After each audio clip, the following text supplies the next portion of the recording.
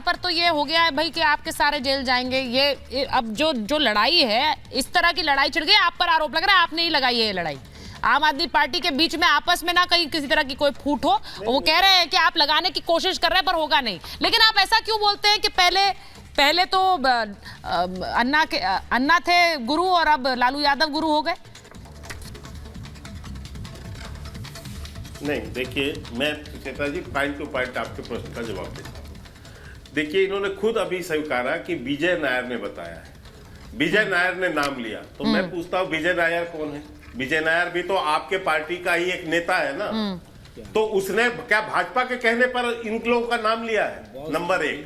Number 2, अभी इनके समर्थक ये कह रहे थे कि ये सम्मान, जब इनको 8-9 सम्मान इसलिए दिया गया ताकि भाजपा प्रेस कॉन्फ्रेंस कर सके। तो भाई आप पहले सम्मान में ही चले जाते, सामने अटेंड कर लेते, काहे के लिए भाजपा को आपने मौका दिया? तीसरी बात इन्होंने कही कि सुनी जो है, संजीव जी आप आज बिल्कुल नहीं सुन रहे मेरी बात। मुझे एक नहीं ना, दर्द बहुत है, आज जेल में नहीं, और आप भी नहीं सुन रहे हैं, आप भी नहीं सुन रहे हैं ना इसी बीच। पर जब आग लगाई है तो मैं भी आग लगा के छोड़ूंगा। ठीक है, जेल में सारे जाओगे तुम, फूक डालिए फिर सब लोग आग लगाइए। नहीं, इस तरह से बातचीत नहीं करिए सर, इस तरह की बातचीत अच्छी लगती है क्या? नहीं अच्छी लगती है। हाँ, के शर्मा जी बहुत बात कंप्लीट करिए प्लीज, कंप्लीट। तीसरी बात, अभी इन्होंने कहा कि ये लोग अफवाह फैला रहे हैं कि वो अपनी पत्नी को सीएम बनाना चाहते हैं। ठीक है, मैं पूछना चाहता हूं, किसने कहा था जिस दिन जो है केजरीवाल जेल जाए उसके दूसरे दिन एक गृहिणी जिसका कोई सार्वजनिक यानी राजनीतिक जीवन में कोई भाग नहीं है, उसको दूसरे दिन आप राजनीतिक बयानबाजी करवा रहे हैं? जो गुनहगार अपनी बीबी को, बच्चों को ढाल बनाने लगे तो आप समझ लीजिए कि वो गुनहगार है।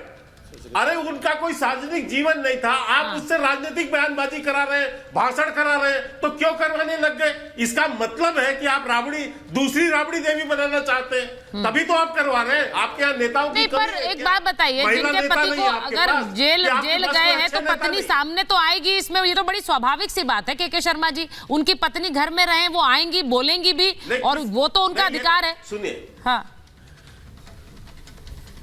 नहीं, बिल्कुल अधिकार है, बिल्कुल अधिकार है। मैं कहता हूं जो राजनीतिक जीवन में है, आप यदि मानते हैं कि राजनीतिक आरोप है, हाँ। तो आपकी इतनी बड़ी पार्टी है साहब, हाँ। इतनी बड़ी पार्टी है, आप कोई उनका व्यक्तिगत अपराध, मतलब यदि कोई यानी अलग से अपराध किए होते हैं किसी और जीवन में, तब पत्नी आके बोले मैं भी मानता हूं। ठीक है, भाटी जी वो कह रहे हैं कि इसका सियासी मंच पर आप परिवार को ला रहे हैं, जिससे कि एक इमोशनल आप इस पूरे मुद्दे को बनाना चाहते हैं। मुझे बताइए, पत्नी को उतार कर। के शर्मा जी का बयान बहुत ही आपत्तिजनक और समस्त महिला समाज का अपमान करने वाला है। वो कह रहे हैं कि उन्हें घर का चौका चूल्हा संभालना चाहिए, वो क्यों आ रही हैं?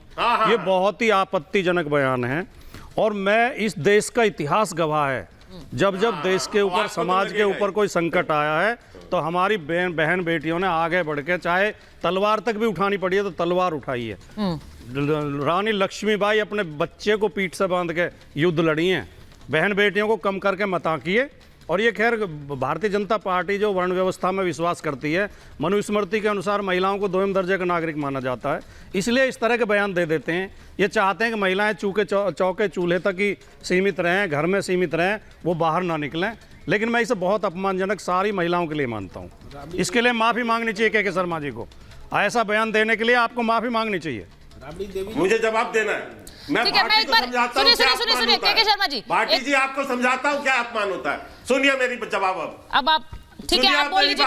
ठीक है, बोलिए, फिर आप लोग भाटी जी बोलिए, जल्दी से बोलिए के शर्मा जी। ये बयानों पे खबर लेंगे, बयानों पे मैं चाह नहीं रही हूँ, जलेबी बनाएंगे, सीधे आप अपने बयान का जवाब दीजिए। मैं बड़ी स्पष्टता से बयान दिया हूं कि वो एक राजनीतिक पार्टी है, आम आदमी पार्टी एक राजनीतिक पार्टी है, उसमें तमाम महिला कार्यकर्ता हैं, आतिशी सब उसका लीड कर रही हैं, तमाम उनकी महिला प्रवक्ताएं लीड कर रही हैं। और क्या वो कमजोर हैं? वो कमजोर मानते हैं उनको आप? लोकतंत्र में हर नागरिक राजनीति है। अब बड़ी खबर बता दीजिए जरा, जो खबर हमारे पास आ रही है सूत्रों के मुताबिक ये डिबेट चलती रहेगी। ठीक है, सूत्रों के मुताबिक जो खबर आ रही है भाटी जी शर्मा जी, केजरीवाल ने जेल में जाने के बाद अपने मिलने वालों की एक लिस्ट जेल प्रशासन को सौंपी है, क्योंकि वो जरूरी है, वेदभूषण जी बेहतर बताएंगे। और वहां केजरीवाल ने 6 लोगों के नाम लिखवाए हैं। परिवार के सदस्यों के अलावा उन्होंने 3 खास दोस्तों के नाम भी दिए हैं। नियमों के मुताबिक कुल 10 लोगों के नाम दिए जा सकते हैं, लेकिन अभी अरविंद केजरीवाल ने सिर्फ 6 लोगों के नाम ही लिखवाए हैं। 10 के नाम दिए जा सकते हैं और उसमें मंत्रियों के नाम भी हो सकते थे, लेकिन अभी उन्होंने नाम नहीं दिए हैं, सिर्फ 6 नाम लिखवाए हैं। मैं एक और चीज बताऊं कि जिस तरह से अभी हम ये तस्वीरें भी दिखा रहे हैं, तिहाड़ जेल के अंदर अरविंद केजरीवाल को ले जाया गया है। ईडी ने एक और बड़ी बात कही है। ईडी का कहना है कि अरविंद केजरीवाल बहुत ही प्रभावशाली व्यक्ति हैं और अगर उन्हें जेल में नहीं रखा गया तो वो सबूतों से छेड़छाड़ कर सकते हैं। केजरीवाल को छोड़ा जाता है तो वो गवाहों को प्रभावित कर सकते हैं, ये कहा ईडी ने।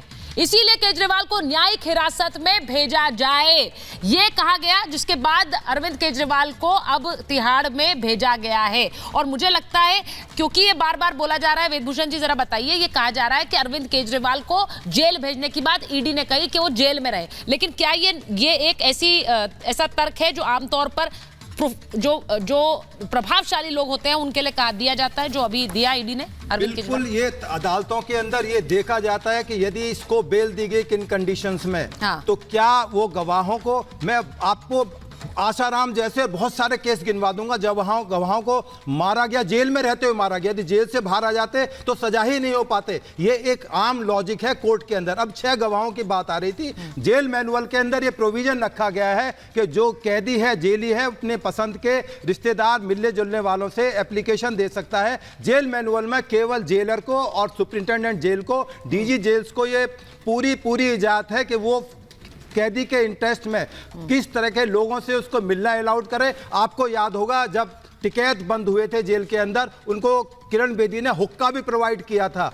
और इवन जो बहुत बड़े एक जिन्होंने बिकनी बिलर के नाम से शोभराज थे, उनको एक टाइपराइटर मांगा था, उन्होंने कहा मैं आत्मकथा लिखना चाहता, वो भी दिया गया था। ये प्रेरोगेटिव है जेलर का, जेल मैनुअल में इस चीज़ का प्रोविजन है। यदि जेल का प्रशासन समझता है कि 6 की बजाय 10 गवाह भी यदि मिलने की जरूरत है तो उनको मिलने की इजाज़त दी जाएगी। कोई फैसिलिटी रीजनेबल फैसिलिटी दी हो। चाहेंगे केजरीवाल जी टाइपराइटर चाहिए, बुक्स लिखनी है, अपनी आत्मकथा लिखनी है कि मैंने आम आदमी पार्टी को कैसे खड़ा किया, आज मैं किस स्तर पर पहुंच गया हूं, तो वो भी इसकी प्रोवाइड करने की उनको पूरी पावर है, क्षमता है। जेल मैनुअल में इस तरह के प्रोविजंस किए गए क्योंकि 24/7 और सालों तक जेल में, अब केजरीवाल जी को सालों तक जेल रहना पड़ेगा क्योंकि एक मुकदमा नहीं है। अभी सीबीआई के शीश महल का मुकदमा, दवाई घोटाला, वही पोस्टर भी जारी किया उन्होंने, शीश महल टू तिहाड़।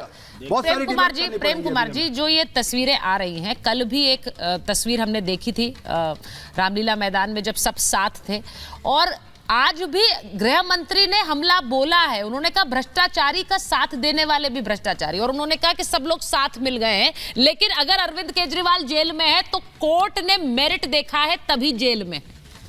एक क्रिमिनल कॉन्स्पिरेसी में तो आएंगी ना। और यदि उनसे मिलने की इजाजत, गहलोत यदि पॉलिसी मेकिंग में थे तो क्या गहलोत 120 में कॉन्स्पिरेसी में नहीं जाएंगे? सारे जेल जाएंगे, थोड़ा इंतजार करें, सारे जाएंगे, कोई भी नहीं बचेगा, बिल्कुल जाएंगे। क्रिमिनल कॉन्स्पिरेसी का हिस्सा है। अच्छा, प्रेम कुमार